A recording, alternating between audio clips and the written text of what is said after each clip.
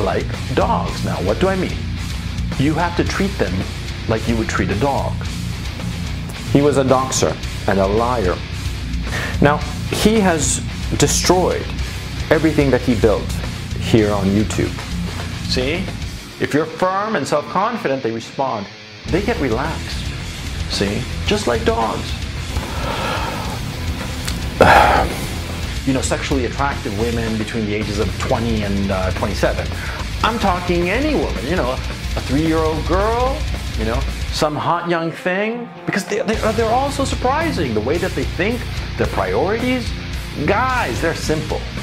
He acted like a little fucking bitch, because that's what he is. A tubby, fat, cuckolded bitch.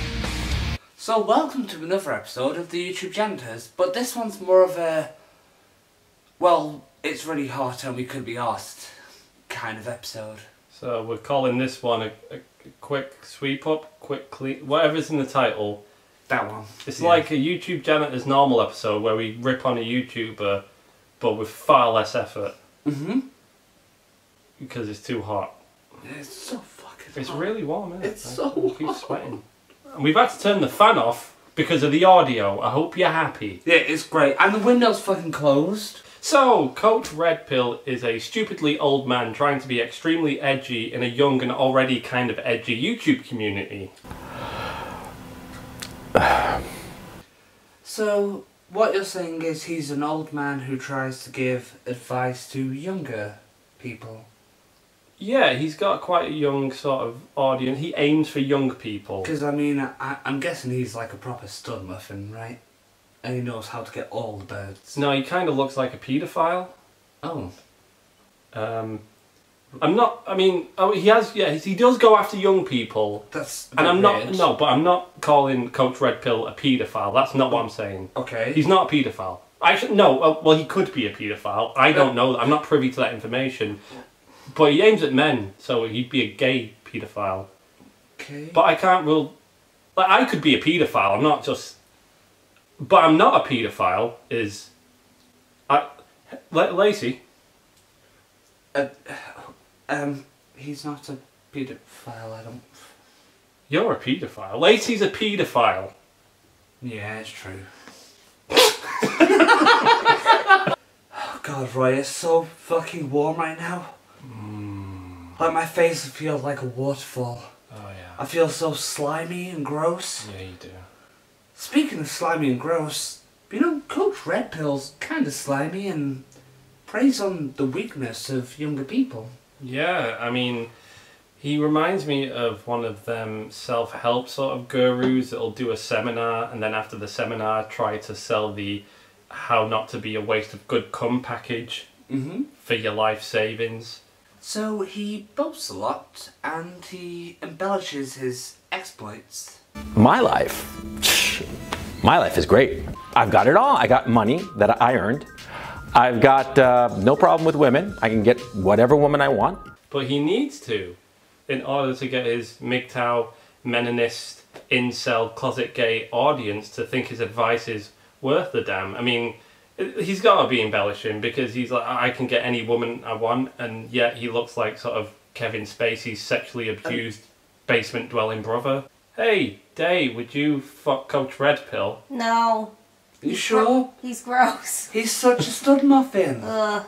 Now, he likes to go on these hypothetical tirades as if it validates his point. It's all made-up bullshit.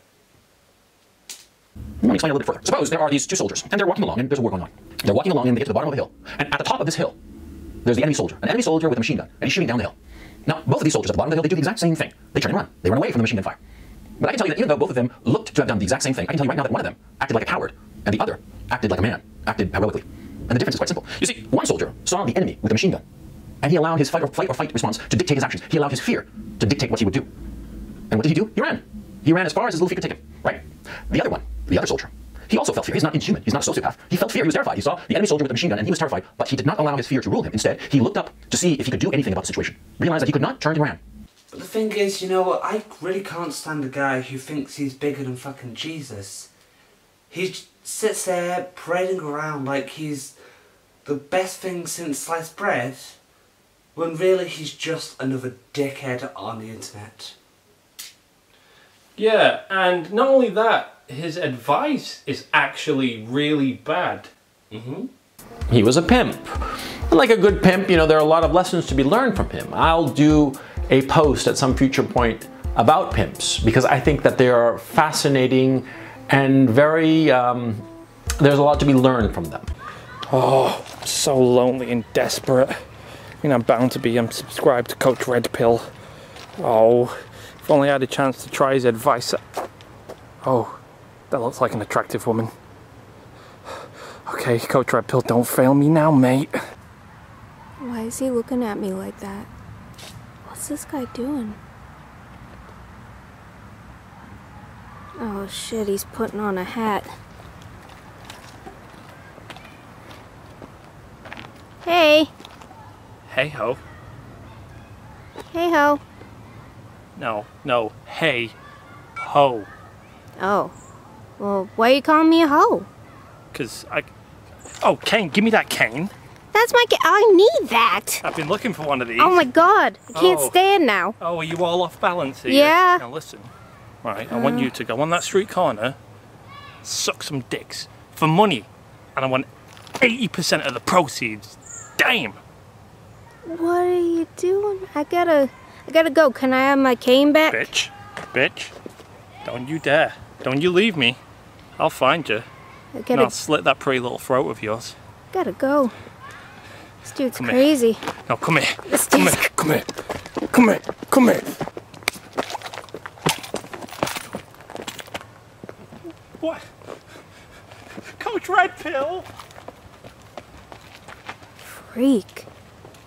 Now, you know, darling, I may not know that much about attracting women. Because, you know, I am quite the faggot. Yeah. But I do know about attracting people. I thought you were going to say penis. Well, he has this sort of coldly scientific sort of algorithm when it comes to women, which just, it's not going to ever work in the long term, this kind of thing. Like, you talk about them like they're literally sex robots. Yeah, this is basically what it is. Like, here's your plan to snare a woman, right? And treat her like this and do this, like it's a step-by-step guide and there's no nuance. I mean, it kind of blows my mind that, you know, he's like 50, Yeah. fat, Yeah. single. Yeah, I mean, it's not worked out for him. Why is he not following his own advice? Of course, he'd say that he's single by choice. Of course. Who wants to be a sort of 90-year-old fat weirdo on the internet who molests gay men? That's what he does. Definitely. You know, he markets himself as like, you know, the alpha male. Mm. You know, like the pro man who's giving advice to the young, lost kind of guys. Yeah. I will say, I reckon I could crush him with my dick. More than likely. See, he's trying to get that sort of Jordan Peterson audience, I think, but the difference between Coach Red Pill and Jordan Peterson is Jordan Peterson talks in depth about sort of these grassroots problems and really analyses them all. Coach Red Pill is overly bombastic and controversial, and essentially what he ends up being is anti-woman. Women are like dogs. They are exactly like dogs. And never forget that. This is what separates men from everybody else, including women. Look at women. At crunch time, when things are really tough, what happens to most women? At crunch time, they cry. That's what they do. They cry, they weep, they fall apart. And I say men, not women. Women enjoy our civilization as honored guests, really. They are guests in our world. And yes, there are many women who can act rationally, you know, for the most part. But when push comes to shove, you know, they're going to wind up, you know, you push them hard enough, and at crunch time, all women, they're going to wind up being just a puddle on the floor. And he knows what he's doing, is the thing. He's doing something that's very easy to generate an audience. Controversy creates cash. It will sort of, if he's video title, treat a woman like a dog, never date a woman under 25. There's nothing wrong with making a video that's controversial, but you don't need to be a fucking dickhead about it, right? Yeah, well, you can be, and he is. I'm not saying it's a bad strategy, I'm just pointing it out. Now, let us talk about Coach Red Pill's mistake. You might say jumping the shark, I say he flew a fucking plane over it. Yeah. Nuke the fridge, is that one? Yeah, I think the critic came up with that. Oh, was it? Alright, fine. Well, he was molesting people or something, wasn't he? So it's all well and good. However, we all know about the Kraut and Tea sort of secret evil doxing server. Now, they vetted Coach Red Pill, they had his details, and Coach Red Pill caught wind of this and did pretty well for himself off the back of it. He built a load of sort of fucking views and subscribers up off of calling Kraut out many times. Addressing the Kraut and Tea scandal that is going on, that exploded over the weekend. Kraut and Tea, the YouTuber Kraut and Tea. Sauerkraut and Pea. Kraut and Tea. Of Kraut and Tea drama. But that wasn't quite good enough, right? He wanted more, he should have left it there. So then, he kind of tried to artificially sort of implicate Sargon in the plot, when really, there was nothing to it whatsoever. That Sargon of Akkad, the leader of the skeptic community, was perfectly aware of the doxing and smearing campaign that Kraut was carrying out. I mean, basically all that happened was Sargon knew what was going on and he talked to Kraut and said, hey, I don't like this, stop it. Yeah, but Coach Red Pill saw that as an opportunity to drag Sargon into this scandal and explode. Which, he did explode. Exploded from badness. He did explode, alright. He exploded from his own landmine. What? Oh, that's even worse. You gotta come up with something before you press record. Especially if you're the one who has actively planned it and executed it. All the while talking to me out of one side of your mouth as if we're buddies, and out the other side of your mouth condemning me to people who I guess must hate me, because for some reason you hate me too, and I don't even know why. Well, I certainly do. He did it, you know, for growth. Not the kind of person you can trust. Not the kind of person whose advice you should take. And one slimy motherfucker, really. He does have some nice camera angles, though. Like, they're always switching. He's just got so many camera angles.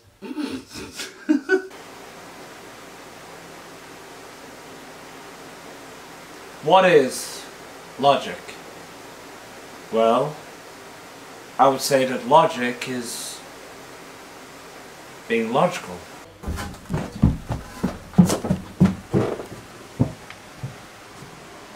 And logical to me,